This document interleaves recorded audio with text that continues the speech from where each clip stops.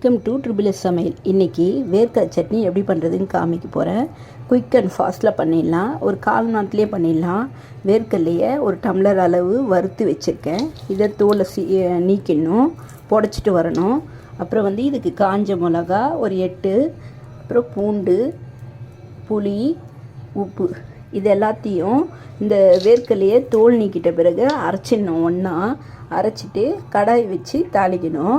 முதல்ல நான் இதை தோலெல்லாம் புடச்சிட்டு உங்களுக்கு காமிக்கிறேன்.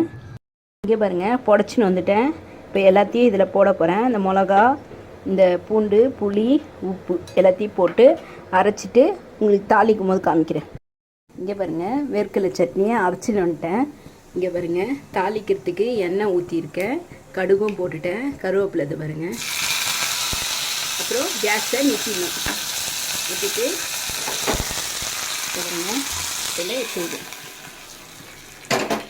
வேர்க்கடலை சட்னி ரெடி ஆயிடுச்சு. சூப்பராக டேஸ்ட்டு அல்டிமேட்டாக இருக்குது. இந்த டிஷ்ஷு உங்களுக்கு பிடிச்சிருந்தா லைக் பண்ணுங்கள், ஷேர் பண்ணுங்கள், சப்ஸ்கிரைப் பண்ணுங்கள். பெல் பட்டனை டிங்குன்னு வச்சுடுங்க. நிறைய பேர் சப்ஸ்கிரைப் பண்ணாமல் பார்க்குறீங்க. ப்ளீஸ் சப்ஸ்கிரைப் பண்ணுங்கள், என்னை மோட்டிவேஷன் பண்ணுங்கள். Thank you very much.